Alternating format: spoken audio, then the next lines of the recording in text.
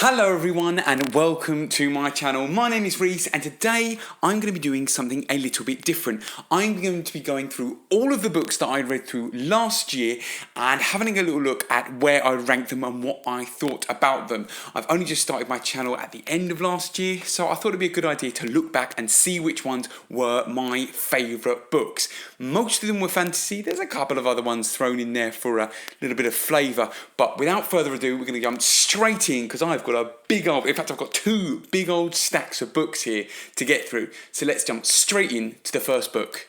Okay, so number one was the fourth entry of, well actually technically the third entry for Memory, Sorrow and Thorn by Tad Williams, and that is To Green Angel Tower Storm. Now this is actually one of two of one book that was broken up into two because when it was first written there were so many words in it that they couldn't make one book of it without it being an absolute Bible of a book. I finished this one up. This was one of the first books that I actually ever read in the fantasy genre. So for me, it was a brilliant combination of this series. It's fantastic and it just winds up the whole story for me. Absolutely love it. 5-star read for me. Very, very good. Highly recommend. Okay, so book number two was June Messiah, the second book in the June saga. I'd already read June earlier in 2023 and I'd loved that and I was looking forward to this one and boy was it great. It's a lovely tie-off for Paul's story, but my goodness me, is it depressing. This one, yeah, left me really, really sad and quite bleak. It's not a happy story in any sense of anything. It is really quite sad, but it's very, very good. I think it worked as a whole and I really, really enjoyed it. For a long time, it was my book of the year, so highly recommend that one too. Number three was The Heart of What Was Lost. I went back to Tad Williams. I was having a bit of a read through there. And this is the connecting novel from his first series, Memory, Sorrow and Thorn, into his second series, which is the... what's it called? What's this second one called? The Last King of Ostinard. There we know. So it links the two up. It's kind of like a 0.5. I would actually say this is essential. You kind of have to read this because there's so many throwbacks and so many characters that you meet in this story that follow on into the next series. I would actually say it's essential reading if you're going to read that second series, and I would highly recommend you read that second series as it's very, very good. And so is this one. It's fast-paced, you just charge through the story and you get to see the bad guy's point of view as well, which is always fun in a book. Highly recommend. Book 4? Yeah, we're on book 4. This is the first book in the Last King of Ostinard series. This is The Witchwood Crown, and this is a big old boy. This is chunky. What is it? It's like 800 pages, something like that. It's a big book. It is fun. It was actually a reread for me. It's the first time I'd reread this, and I had completely forgotten everything that had happened in this book, to the point where even the twist at the end, I was like, oh yeah. Until I didn't realise or see it coming until it happened again. And yeah, this is a good fun. It's so nice for me, again, from that nostalgia side, to sit in Ostinard and just be in that world. So this is a good fun one, and I very much enjoyed it. So the next book is not a Tad Williams. It is William Shakespeare's A Midsummer Night's Dream. I was actually performing in the play at the time, so I read this multiple times. Like my goodness me, I was reading it every single night. So I read this a lot of times, but I'm only counting it as one because why not? And yeah, this is just magical. It's actually not my favourite Shakespeare. I actually prefer some of the other ones, but I've thoroughly enjoyed this, and being able to perform this, it's very, very funny. I like it. If you like Shakespeare, you've probably already read this. If you've not and you want to get into Shakespeare, I would highly recommend going to see a play of it in or reading this out loud. If you're going to read Shakespeare, I wouldn't just sit and because you won't get it. Read it out loud if you can, and it's not too embarrassing. That's my recommendation. Thoroughly enjoyed. Now I actually fell into a little bit of a reading slump at this point. I'd actually started another book and stopped halfway through. I'll come to that book in a minute. And I took about 2, maybe even 3 months off of reading entirely. I think I'd just been reading constantly. And I just kind of had to stop. My routines changed a little bit. And so I wasn't reading for a while. So I felt like I needed to change some of my habits. I looked with a lot of things. I started doing little things like Duolingo each day just to build up habits. And then I started my reading habits again. And I thought, what better way to start a habit by reading Atomic Habits? It's a book about making habits. It's a book about getting more structure in your life and being able to encourage yourself to do more things. So I read this book. It was actually really insightful. There's a lot in this that you use kind of common sense, that you kind of go, oh yeah, of course. But sometimes it's really good to read it written down and go, I like that. And it can kind of give you a pathway to forge on and to go down. And this was really helpful. It's always recommended by a lot of people. It's been really influential and really helpful. And it is. If you're looking for something that's quite easy to read, easy to digest, but helpful at the same time, you can't go wrong with Atomic Habits. Okay, my next book, and if I'm honest, I've completely forgotten what number we're on, was Tad Williams again. This is again book 2 of The Last King of Ostinard, and this is Empire of Grass. Empire of Grass. Now, full disclosure, this was the book that I fell into my reading slump on, but I don't think it was the book's fault. I think what I've been doing is I've been reading a lot of big, epic fantasies, these big old chunky books, not breaking it up with anything else, not slowing down, doing lots of stuff, and I just sort of burnt myself out with reading. It can happen. So I'd sort of stopped in the middle of this one, I'd done my show, I'd read Atomic Habits, and I came back into this one ready and raring to go. And yeah, really enjoyable. This one furthered the story on. It got very, very exciting. And yeah, it was more building in the world. That's what I love about Tad Williams, is his world feels so real and lived in. And we got more and more of this, and it got very, very exciting. Yeah, very exciting. I enjoyed this one thoroughly. Okay, next book was the third in the Last King of Ostinard series by Tad Williams. It was Into the Narrow Dark. And I know, they changed the artwork on it. It wasn't his fault, but it offends me. I wish they were all the same artwork. Moving on. This book was really good. Now I'm gonna have a little confession here. When I'm reading Tad Williams, if I'm honest, I kind of read his books and I can kind of finish them, and I could not tell you what happened, like blow for blow. I genuinely sort of I don't know what happens to me. I really, really enjoy them, but I sort of just like live in the world. And sometimes I find myself just sort of sitting there, because they can be quite slow paced at times. I find myself just sitting there and just breathing and living and breathing in this world and just loving it. And that's what I did in this one. On the other one as well. I couldn't necessarily tell you, oh yeah, this happened in that book, this happened in that book, this happened in that book. I could tell you I loved them, but I couldn't tell you what happened in each. But I don't care, because I enjoy them. What I will say about this though, we actually got some quite intense horror writing in this one. And if I'm honest, I've never really read any horror. I've never read any Stephen King or anything like that. So that was quite interesting. And if horror's like this, I could get into it. It really had me on the edge of my seat. I very much enjoyed it. Okay, so next book was moving over to Brandon Sanderson now. Now, I didn't finish off Tad Williams because at the time the series wasn't complete. I think it's now complete. I need to double check that because I need to read that final book. Yeah, so I moved over to Brandon Sanderson. Now, this was another reread for me because what I actually found is I'd actually bought the final book in this series. I had completely forgotten about it. I looked at my bookcase and went, oh, I need to read that. But me being sort of the weird completionist kind of person that I am, I couldn't just read that one book. I had to go back and start again. And I'm not a complete psychopath in going back and starting the whole of Mistborn again, because that's like 7 books before, or 7.5 books before you get to the final book. And I was like, okay, I've read Mistborn a few times. Let's just start with Era 2. So I came in to Alloy of Law. And this one's a nice, easy read. It's fast-paced, it's quick, it's witty. I love Wax and Wayne's relationship. I like the characters. I know it's not for everyone, but I like that sort of pulpy feel. It gets the job done. It's funny, it's fun, and it's Brandon Sanderson. You can't really go very wrong with him. I enjoyed it. Okay, next up, we were on to Shadows of Self, the second book in the Mistborn 2 series.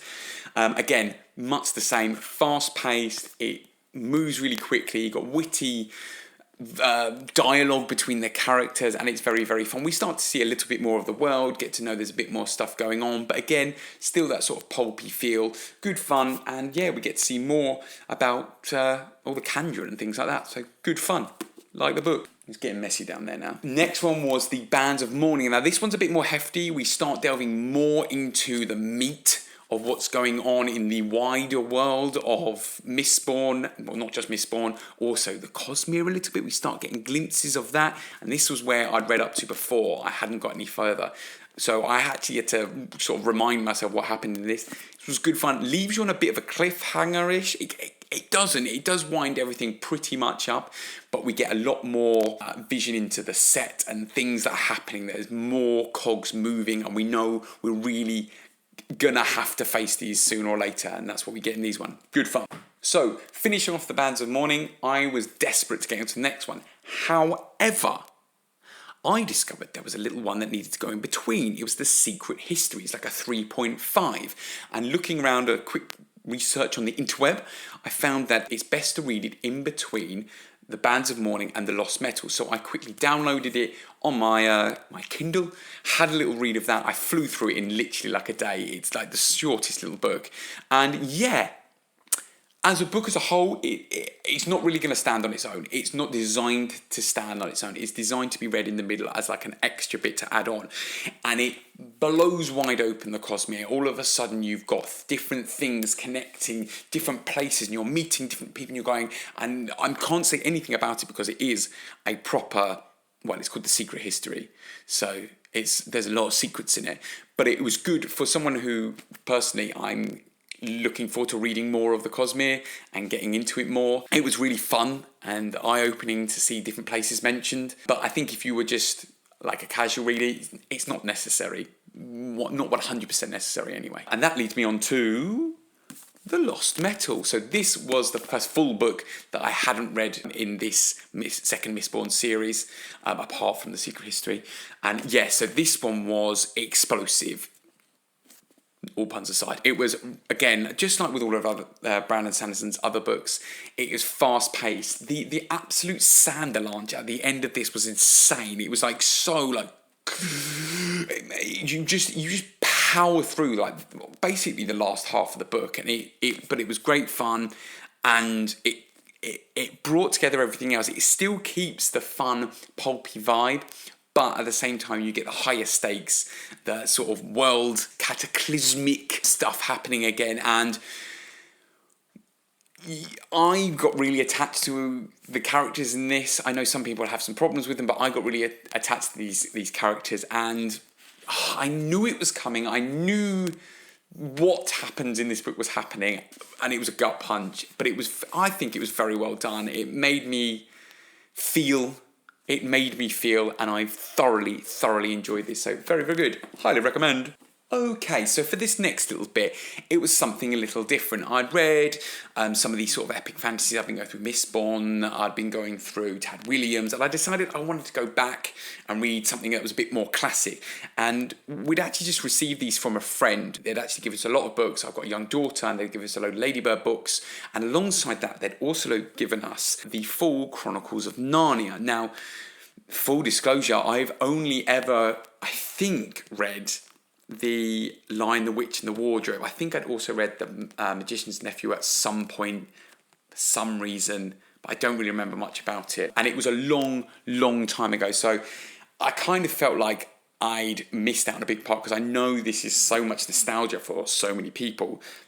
So I went, okay, I'm going to do a bit of fantasy research and read the classics. I'm going to read all of the Chronicles of Narnia. Now, there are 7 of them.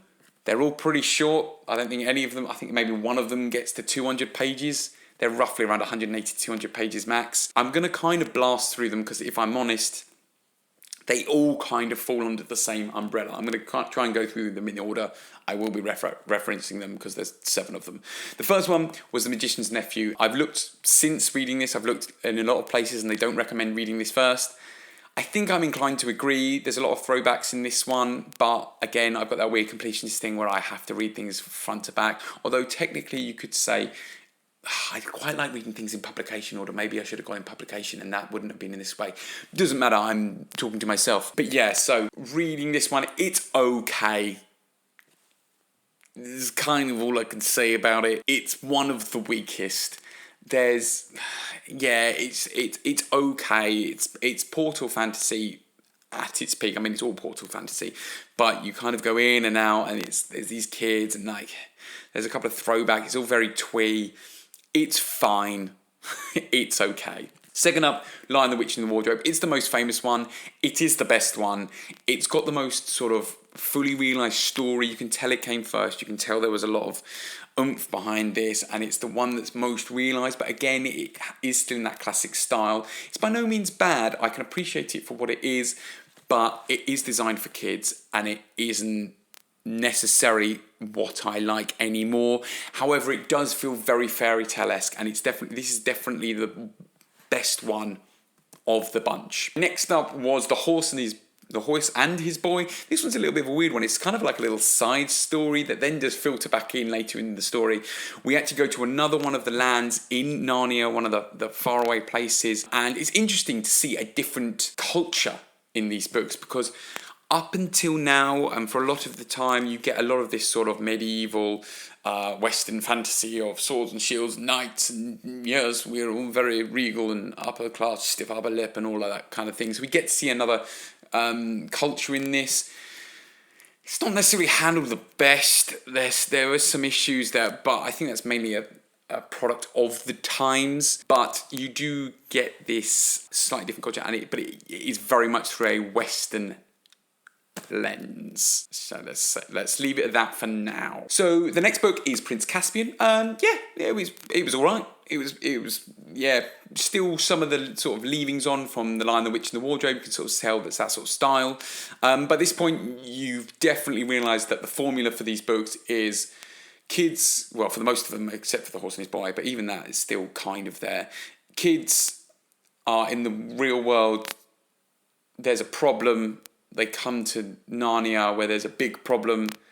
Kids try and solve it, essentially fail for the most part. Aslan comes along, saves the day, kids go home. That's kind of the breakdown of pretty much all of them, with some slight tweaks in it. Prince Caspian, yeah, it's all right. Some memorable characters. I think this is where do we get Reapercheap in this one? I think it's Reapercheap in this one. If it's not this one, it's the next one. And yeah, very, very exciting. Nice character to have in there. But again, it's okay. Okay, so the next one is Voyage of the Dawn Treader. And no, it's this one that has Reapercheap in. So this one, again, much the same. It was fun. It was nice to go out on a boat. Something slightly different, not stuck to the land of Narnia. I think the whole idea is they're searching for the 7 brothers. It does get very repetitive. That's the one thing about this. It's exciting visiting these different places. Then you realise it's kind of happening the same over and over again. Gets kind of weird towards the end as you reach like Aslan's land or whatever's going on out there. It gets a little bit crazy and a little bit what is happening, but in the end it's the same sort of formulaic thing. It's okay. Next one, number 6, is The Silver Chair, and this one is actually slightly different to the other ones. Still generally the same, but this one had a slightly darker tone, seemed to be a bit, not as buoyant and happy. There was definitely a little bit more seriousness to this. I will say this as a little prerequisite to this, I was absolutely flying through these. By this point, I was actually away. I was in Germany. I was working out there, so I had a lot of time to read because my family was still here. So I was just absolutely flying through these in like a day and a half. That's why some of the stories are a little bit muddled up. But yeah, it was good. Bit of a darker undertone, but fine. Okay, and then we reached the last battle. This one was wild, and not necessarily for the best reasons. It's just a bit weird. I can see it's like a book that's written where we're all culminating towards this kind of point, but you get thrown into it with no real sense of what's happening, and you're just in, and this last battle's happening, and it's meant to be really epic, and it kind of is, but the problem with it is it's, from my point of view now, there's so many of these sort of weird undertones of, again, it's that Western lens. I don't necessarily think that C.S. Lewis was out and out racist. I just think it's got like I suppose what you can say, an imperialist viewpoint. At the times, that was kind of the way everyone spoke about other cultures. And whilst it's not right, it's what it was at the time. And it just doesn't...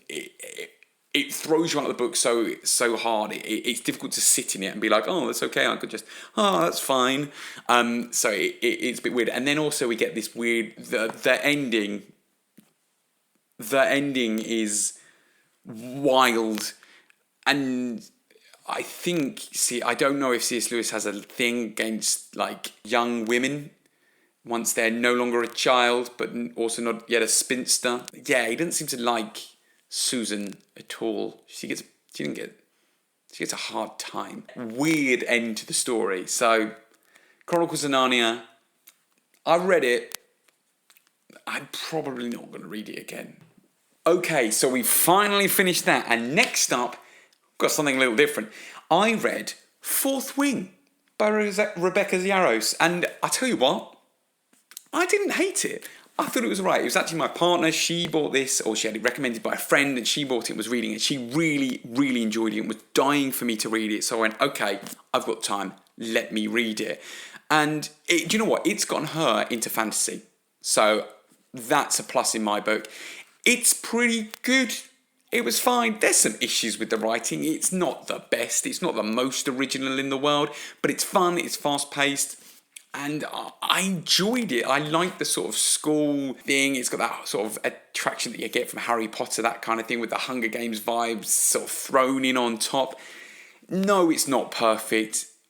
Yes, some of the characters, there was some deafeningly, there are some eye-rolling moments in this. And if I have to hear about Xaden's lips in the middle of a life-threatening moment one more time, I swear. But overall, I enjoyed it. I flew through it, and I had fun. I enjoyed the world building. So, next one, I'll dive straight into the next one. I went into Iron Flame, and yeah, I enjoyed this one as well.